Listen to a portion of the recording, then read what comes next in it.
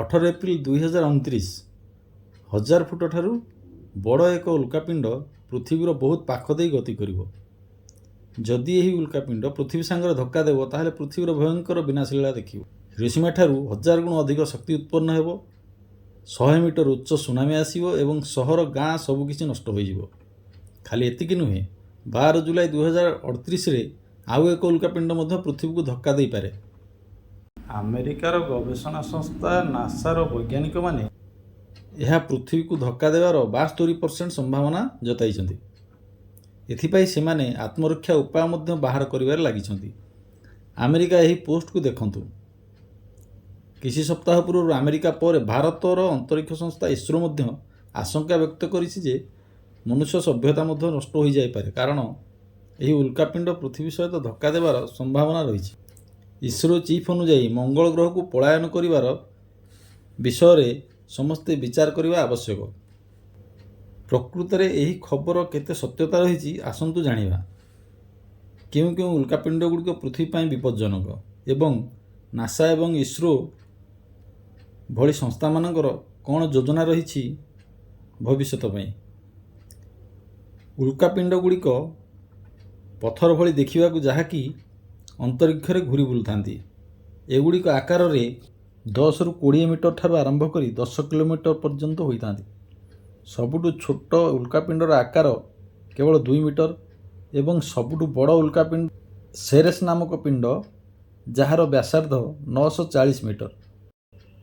ଅଧିକତର ପିଣ୍ଡ ସୌରମଣ୍ଡଳରେ ମଙ୍ଗଳ ଏବଂ ବୃହସ୍ପତି ମଧ୍ୟରେ ରହିଛି, ଯେଉଁଠି ଲକ୍ଷ ଲକ୍ଷ ପିଣ୍ଡ ବୁଲୁଥାନ୍ତି, ଯାହାକି ଚିତ୍ରରେ ଦେଖାଯାଏ। ଚିତ୍ରରେ ଏମିତି ଦେଖାଯାଏ ଯେମିତିକି ଏଗୁଡ଼ିକ ପାଖାପାଖି ବୁଲୁଛନ୍ତି। ପ୍ରକୃତରେ ଦୁଇଟି ପିଣ୍ଡ ମଧ୍ୟରେ ଦୂରତା 2 ଲକ୍ଷ କିଲୋମିଟରରୁ ଅଧିକ। ବେଳେବେଳେ ଏମିତି ହୁଏ, କିଛି ପିଣ୍ଡ କକ୍ଷପଥରୁ ବାହାରି ଆସନ୍ତି ଏବଂ ପୃଥିବୀ ପାଖକୁ ଚାଲି ଆସନ୍ତି, ଯାହାକୁ ଆମେ ନ୍ୟୁଜ୍ କହିଥାନ୍ତି। ନ୍ୟୁଜ୍ ଅର୍ଥ ହେଲା ନିୟର ଆର୍ଥ ଅବଜେକ୍ଟସ୍। ଏହା ବିଭିନ୍ନ ପ୍ରକାରର ଅଟେ, ଯେମିତିକି ଆଷ୍ଟ୍ରଏଡ୍, କମେଟ୍ସ, ମେଟର୍ସ, ମେଟ୍ରୋଟିସ୍। ଏହାର ଧାତୁ ତତ୍ତ୍ୱକୁ ନେଇ ଏଗୁଡ଼ିକର ନାମକରଣ କରାଯାଇଛି। ଆଷ୍ଟ୍ରଏଡ୍ ତିଆରି ହୋଇଥାନ୍ତି ମେଟାଲରୁ, କମେଟ୍ସ ତିଆରି ହୋଇଥାନ୍ତି ପଥର, ବରଫ ଏବଂ ଧୂଳିରୁ, ଏବଂ କମେଟ୍ସକୁ ମଧ୍ୟ ଡାର୍ଟି ସ୍ନୋବଲ୍ସ ବୋଲି କୁହାଯାଏ। ଆଷ୍ଟ୍ରଏଡ୍ ମଙ୍ଗଳ ଏବଂ ବୃହସ୍ପତି ଗ୍ରହ ମଧ୍ୟରେ ଥାନ୍ତି ଏବଂ କମେଟ୍ସ ନେପଚୁନ୍ ପାଖରେ ବୁଲୁଥାନ୍ତି। କମେଟ୍ସ ଯେତେବେଳେ ପୃଥିବୀ ଦେଇ ଗତି କରେ, ଏହା ଖାଲି ଆଖିରେ ଦେଖାଯାଏ, କିନ୍ତୁ ଆଷ୍ଟ୍ରଏଡ୍ ଖାଲି ଆଖିରେ ଦେଖାଯାଏ ନାହିଁ। ଏହା ଦେଖିବାକୁ ଟେଲିସ୍କୋପ ଦରକାର ପଡ଼େ। ପୃଥିବୀ ପାଇଁ ଅଧିକ ବିପଜ୍ଜନକ କମେଟ୍ସ ମାନେ ଅଟନ୍ତି, କାରଣ କମେଟ୍ସର ସ୍ପିଡ୍ ଆଷ୍ଟ୍ରଏଡ୍ ସ୍ପିଡ୍ ଠାରୁ 2 ଗୁଣ ଅଟେ। କମେଟ୍ସର ରିଆକ୍ସନ୍ ଟାଇମ୍ ବହୁତ କମ୍ ଥାଏ, ତେଣୁ ଅଚାନକ ଏଗୁଡ଼ିକ ପୃଥିବୀ ସହିତ ଧକ୍କା ହୋଇଥାନ୍ତି। ଆଷ୍ଟ୍ରଏଡ୍ ଏବଂ କମେଟ୍ସ ପୃଥିବୀ ପାଇଁ ବିପଜ୍ଜନକ ଅଟନ୍ତି, କାରଣ ଏହିପରି ଘଟଣା ଆଗରୁ ମଧ୍ୟ ଘଟିଯାଇଛି। ଡାଇନୋସର ଟାଇମ୍ରେ ପୁରା ଡାଇନୋସର ପ୍ରଜାତି ହିଁ ଧ୍ୱଂସ ପାଇଗଲେ।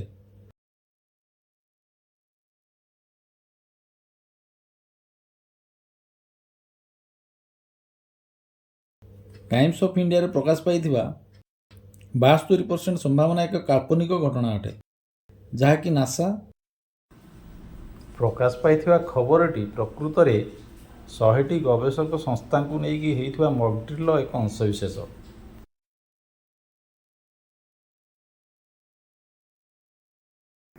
ମେଟରଏଡ୍ସ ହେଉଛି ଆଷ୍ଟ୍ରଏଡ୍ ଏବଂ କମେଟ୍ସରୁ ବାହାରିଥିବା ଛୋଟ ଖଣ୍ଡ। ଏଗୁଡ଼ିକ ଯେତେବେଳେ ଆକାଶ ବାୟୁମଣ୍ଡଳ ଭିତରକୁ ପ୍ରବେଶ କରନ୍ତି, ସେତେବେଳେ ଜଳି ଯାଇଥାନ୍ତି। ଏହାକୁ ଆମେ ଲଞ୍ଜା ତାରା ବା ସୁଟିଂ ଷ୍ଟାର ବୋଲି କୁହାଯାଏ। ବେଳେବେଳେ ଏଗୁଡ଼ିକ ବହୁତ ସଂଖ୍ୟାରେ ମଧ୍ୟ ଆକାଶରେ ଦେଖାଯାଏ। ଯେତେବେଳେ ଏଗୁଡ଼ିକ ଅଧା ଜଳା ଅବସ୍ଥାରେ ପୃଥିବୀରେ ପଡ଼ିଯାଇଥାନ୍ତି, ଏହାକୁ ମେଟ୍ରୋଟିସ୍ କୁହାଯାଏ। 13 ଏପ୍ରିଲ 2029। ଏହି ଦିନ ହେବାକୁ ଥିବା ଘଟଣା କିନ୍ତୁ କାଳ୍ପନିକ ନୁହଁ। 1000 ଫୁଟର ଏକ ପିଣ୍ଡ 13 ଏପ୍ରିଲ 2029 ଦିନ ପୃଥିବୀ ପାଖ ଦେଇ ଗତି କରିବାର ସମ୍ଭାବନା ରହିଛି। ପୃଥିବୀଠାରୁ ପ୍ରାୟ 30,000 କିଲୋମିଟର ଦୂରରେ ଆପୋଫିସ୍ ନାମକ ଏହି ଉଲ୍କାପିଣ୍ଡଟି ଗତି କରିବାର ସମ୍ଭାବନା ରହିଛି। କେତେଗୁଡ଼ିଏ ସାଟେଲାଇଟ୍ ଠାରୁ ମଧ୍ୟ କମ୍ ଦୂରତାରେ ପୃଥିବୀ ପାଖ ଦେଇ ଏହା ଗତି କରିବ। 5 ବର୍ଷ ପରେ ଯେତେବେଳେ ଏହା ଗତି କରିବ, ତାହା ଖାଲି ଆଖିରେ ମଧ୍ୟ ଦେଖାଯିବାର ସମ୍ଭାବନା ରହିଛି। ପୃଥିବୀ ସହିତ ଏହାର ଧକ୍କା ଦେବାର ସମ୍ଭାବନା ବିଲକୁଲ ନାହିଁ। 2004 ମସିହାରେ ପ୍ରଥମ ଥର କରି ଏହି ଆଷ୍ଟ୍ରଏଡ୍କୁ ବୈଜ୍ଞାନିକମାନେ ଆବିଷ୍କାର କରିଥିଲେ। ପ୍ରଥମେ 2.7% ସମ୍ଭାବନା ଥିଲା କି ଏହା ପୃଥିବୀ ସହିତ ଧକ୍କା ଦେବ। ଏହାର ଅର୍ଥ 97% ଧକ୍କା ନ ଦେବାର ସମ୍ଭାବନା ରହିଛି। ଯେତେବେଳେ ବିପଦ ଏତେ ବଡ଼ ଅଟେ, ସେତେବେଳେ 2.7% ସମ୍ଭାବନା ବି କିଛି କମ୍ ନୁହେଁ। ଏହାର ନାଁ ଦିଆଯାଇଥିଲା ସିଟି କିଲର। ପୁଣି 2036 ମସିହାରେ ମଧ୍ୟ ଏହା ଧକ୍କା ଦେବାର ରହିଥିଲା, କିନ୍ତୁ ଏବେ 2036ରେ ଏହା ପୃଥିବୀ ପାଖ ଦେଇ ଯେତେବେଳେ ଗତି କରିବ, ସେତେବେଳେ ଏହା କି ହୋଲ୍ ମଧ୍ୟ ଦେଇ ଯିବାର ସମ୍ଭାବନା ରହିଛି ଏବଂ ପୃଥିବୀର ମାଧ୍ୟାକର୍ଷଣ ଶକ୍ତି ଯୋଗୁଁ ଏହାର ଗତିପଥରେ ପରିବର୍ତ୍ତନ ଆସିଯିବ। ତେଣୁ ଏହି ଆଷ୍ଟ୍ରଏଡ୍କୁ ନାସା ତାର ରିସ୍କ ଲିଷ୍ଟରୁ ବାହାର କରିଦେଇଛି। ପୃଥିବୀରେ ଥିବା ସମସ୍ତ ସ୍ପେସ୍ ଏଜେନ୍ସି ଏକ ରିସ୍କ ଲିଷ୍ଟ ବନାଇଛନ୍ତି। ଏଥିରେ ଯେଉଁ କମେଟ୍ସ ଏବଂ ଆଷ୍ଟ୍ରଏଡ୍ ଗୁଡ଼ିକ ପୃଥିବୀ ସହିତ ଧକ୍କା ଦେବାର ସମ୍ଭାବନା ରହିଛି, ତାର ବିବରଣୀ ରହିଛି। ଏହିସବୁ ଅନୁସନ୍ଧାନ ଡାଟା ସାଇନ୍ସ ଏବଂ ଡାଟା ଆନାଲିସିସ୍ ଦ୍ୱାରା ସମ୍ଭବ ହୋଇପାରୁଛି। ଆଜିକା ଯୁଗରେ ଡାଟା ସାଇନ୍ସ ଏବଂ ଡାଟା ଆନାଲିସିସ୍ର ଉପଯୋଗିତା ବଢ଼ି ବଢ଼ି ଚାଲିଛି। ଆସନ୍ତୁ ସବୁଠୁ ବିପଜ୍ଜନକ 3ଟି ଆଷ୍ଟ୍ରଏଡ୍ ବିଷୟରେ ଜାଣିବା। ରିସ୍କ ଲିଷ୍ଟର ପ୍ରଥମରେ ରହିଛି 2023 VO3। ଏହାକୁ 2023 ମସିହାରେ ଆବିଷ୍କାର କରାଯାଇଥିଲା।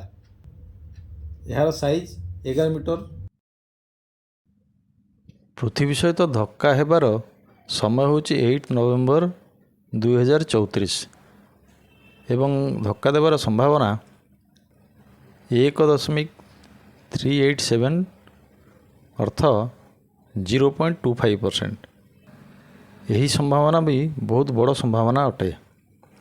ସେଥିପାଇଁ ଏହାର ନମ୍ବର ରିସ୍କ ଲିଷ୍ଟର ସବୁଠୁ ଉପରେ ଅଛି, କିନ୍ତୁ ଏହାର ସାଇଜ୍ ଏତେ ଛୋଟ, ତେଣୁ ବିପଦ ଏହାଦ୍ୱାରା ବହୁତ କମ୍ ହୋଇପାରେ। 2013ରେ ଏହିପରି ଏକ ଆଷ୍ଟ୍ରଏଡ୍ ରଷିଆର ଚେଚିଆନବିନ୍ ଟାଉନ୍ ଉପରେ ବିସ୍ଫୋରଣ ହୋଇଥିଲା। ଏହାର ବ୍ୟାସାର୍ଦ୍ଧ 20 ମିଟର ଥିଲା। ଏଥିରେ କିଛି ଘର ମଧ୍ୟ ନଷ୍ଟ ହୋଇଥିଲା ଏବଂ ବହୁତ କ୍ଷୟକ୍ଷତି ହୋଇଥିଲା। କିଛି ଲୋକ ମଧ୍ୟ ଆହତ ହୋଇଥିଲେ। ଏହି ଲିଷ୍ଟର 2 ନମ୍ବରରେ ଅଛି 1979X3। ଏହାର ସାଇଜ୍ 400ରୁ 900 ମିଟର। ଏହାର ଟାଇମ୍ 12 ଡିସେମ୍ବର 2056। ଧକ୍କା ଦେବାର ସମ୍ଭାବନା 0.0002%। ନମ୍ବର 3ରେ ଅଛି 2008JL3। ଆମର ବୈଜ୍ଞାନିକମାନେ ଅନବରତ ଏହି ଆଷ୍ଟ୍ରଏଡ୍ ଏବଂ କମେଟ୍ ଗୁଡ଼ିକୁ ଖୋଜିବାରେ ଲାଗିଛନ୍ତି, ଯେଉଁଗୁଡ଼ିକ ଆମ ସମାଜ ପାଇଁ କିମ୍ବା ପୃଥିବୀ ପାଇଁ ବିପଦ ଆଣିପାରେ। ଆମର ଯେଉଁ ଅନୁସନ୍ଧାନ ଯନ୍ତ୍ର ଗୁଡ଼ିକ ଏଥିରେ ନିୟୋଜିତ ଅଛନ୍ତି, ଏମାନଙ୍କ ଭିତରେ ସବୁଠୁ ଲୋକପ୍ରିୟ ଯନ୍ତ୍ର ଆମେରିକାର ନାସା ଠାରେ ଅବସ୍ଥିତ। ଏହାର ନାମ ଲିନିୟର। ଏହା 1996 ମସିହାରେ ଆରମ୍ଭ ହୋଇଥିଲା ଏହି ଦୁଇଟି ଯାକ 1 ମିଟର ବିଶିଷ୍ଟ ଲମ୍ବା ଟେଲିସ୍କୋପ୍ ସହାୟତାରେ ପ୍ରତିବର୍ଷ 10,000 ଆଷ୍ଟ୍ରଏଡ୍ ଖୋଜିକି ବାହାର କରାଯାଉଛି। ଯେତେ ଗୁଡ଼ିଏ ଆଷ୍ଟ୍ରଏଡ୍ ଆବିଷ୍କାର କରାଯାଉଛି, ପ୍ରାୟ 65% ଏହି ସଂସ୍ଥା ଦ୍ୱାରା ଆବିଷ୍କାର କରାଯାଉଛି। ଏହି ଆଷ୍ଟ୍ରଏଡ୍ ଗୁଡ଼ିକ ପୃଥିବୀରେ ପହଞ୍ଚିବା ପୂର୍ବରୁ ନଷ୍ଟ କରାଯାଇପାରିବ କିମ୍ବା ଏହାର ଗତିପଥ ବଦଳା ଯାଇପାରିବ। 26 ଡିସେମ୍ବର 2012ରେ ନାସା ଦ୍ୱାରା 170 ମିଟର ଲମ୍ବା ଏକ ଆଷ୍ଟ୍ରଏଡ୍ ନିଜର ସ୍ପେସ୍ କ୍ରାଫ୍ଟ ଦ୍ୱାରା ନଷ୍ଟ କରାଯାଇଥିଲା।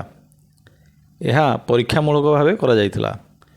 2025ରେ ଚାଇନାର ସ୍ପେସ୍ ଏଜେନ୍ସି ଏମିତି ଏକ ପରୀକ୍ଷା କରିବା ପାଇଁ ଯାଉଛି। ପୃଥିବୀର ସମସ୍ତ ବୈଜ୍ଞାନିକ ନୂଆ ନୂଆ ଡିଫେନ୍ସ ସିଷ୍ଟମ୍ ଉଦ୍ଭାବନ କରିବା ପାଇଁ ଚେଷ୍ଟା ଚଳାଇଛନ୍ତି। ତେଣୁ ପୃଥିବୀ ପ୍ରତି ଆଗାମୀ ଦିନରେ କୌଣସି ବିପଦ ନାହିଁ। ଆମେରିକାର ମହାକାଶ ଗବେଷଣା ସଂସ୍ଥା ନାସା ଦ୍ୱାରା ଆଗାମୀ 100 ବର୍ଷ ପର୍ଯ୍ୟନ୍ତ ପୃଥିବୀ ପାଇଁ କୌଣସି ବିପଦ ନାହିଁ ବୋଲି କୁହାଯାଇଛି। ଏବଂ ଟାଇମ୍ସ ଅଫ୍ ଇଣ୍ଡିଆ ଏବଂ ଅନ୍ୟାନ୍ୟ ଗଣମାଧ୍ୟମରେ ପ୍ରସାରିତ ହେଉଥିବା ଖବର ଗୁଡ଼ିକର କୌଣସି ସତ୍ୟତା ନାହିଁ।